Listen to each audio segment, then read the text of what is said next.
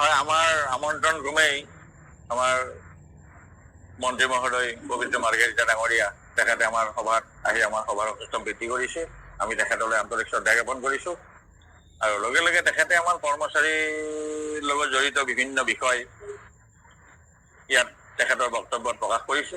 ইতিমধ্যে ৰাজ্য চৰকাৰে বিগত আমাৰ এই কাৰ্যকালত যিখিনি আমাৰ কৰ্মচাৰী সমাজৰ কাৰণে কাম কৰিলে, এই কথাৰে ধৰা আমাৰ নগদবিহীন স্বাস্থ্য সেৱা আঁচনি বা আমাৰ শূন্য বীমা আঁচনি, আমাৰ ধৰক এই বিষয়টো আছিল আমাৰ মাষ্টাৰ ৱৰ্ক চাৰ্জ, সেইসকলৰ যিটো 50% হাউচ ৰেণ্ট, আমি আচলতে 100% হাউচ ৰেণ্ট পোৱাটো আজিৰ তাৰিখত বিচাৰিছোঁ।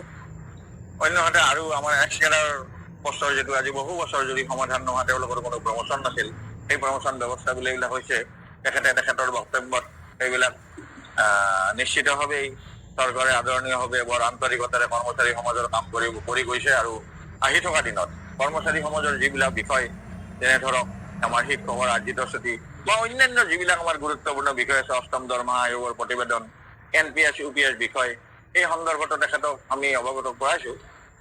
আৰু ইতিমধ্যে আমাৰ অধিৱেশনতো এই বিষয়বিলাক সজোৰে উত্থাপিত হৈছে। আমি যোৰহাট জিলা কৰ্মচাৰী পৰিষদৰ আতিথ্যত এই যে 40 সংখ্যক সদৌ কৰ্মচাৰী পৰিষদৰ বাৰ্ষিক অধিৱেশন, এই অধিৱেশনৰ জৰিয়তে আমি পুনৰবাৰ আমি ৰাজ্য চৰকাৰক আমাৰ কৰ্মচাৰীসকলৰ যিবোৰ বিষয় ইতিমধ্যে সমাধা হোৱা নাই, আৰু ইতিমধ্যে ধৰক সমাধা বহুত হৈছে, আমি চৰকাৰক তেখেতসকলে কৰা যিবিলাক ভাল কাম, সেই ভাল কামবিলাকৰ আমি প্ৰতিনিয়তভাৱে আমি সহায় সহযোগিতা কৰি আছোঁ, আমি অভিনন্দন জনাই আছোঁ, আদৰণি জনাই আহিছোঁ যে তেখেতসকলে বিগত সময়ত ধৰক আমাৰ ৰাজ্যখনৰ চাকৰিৰ ক্ষেত্ৰত, চৰকাৰী চাকৰিৰ ক্ষেত্ৰত এটা পদক্ষেপ লৈছে যে আমি ইমান চাকৰি দিম। ইতিমধ্যে প্ৰায় 1 লাখৰ অধিক, প্ৰায় 1.5 লাখ বুলি ক'ব পাৰি চাকৰি এটা নিকা ব্যৱস্থাৰ জৰিয়তে চাকৰি প্ৰদান কৰিছে। এইবিলাক ক্ষেত্ৰত সদৌ অসম কৰ্মচাৰী পৰিষদে অসম চৰকাৰক আদৰণি জনাইছোঁ।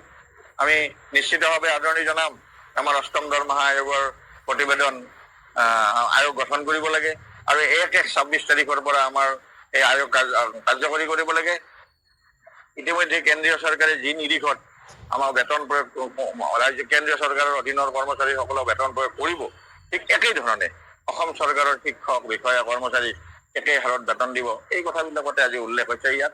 গতিকে আমি আজিৰ এই মুকলি সভাখনত পবিত্ৰ মাৰ্ঘেৰিটা ডাঙৰীয়া আহি উপস্থিত হোৱা আমি খুব ভাল পাইছোঁ, আনন্দ পাইছোঁ। তেখেতে মুখ্যমন্ত্ৰী মহোদয়ৰ বিশেষ প্ৰতিনিধি হিচাপে আজি সভাত উপস্থিত হৈছিলে।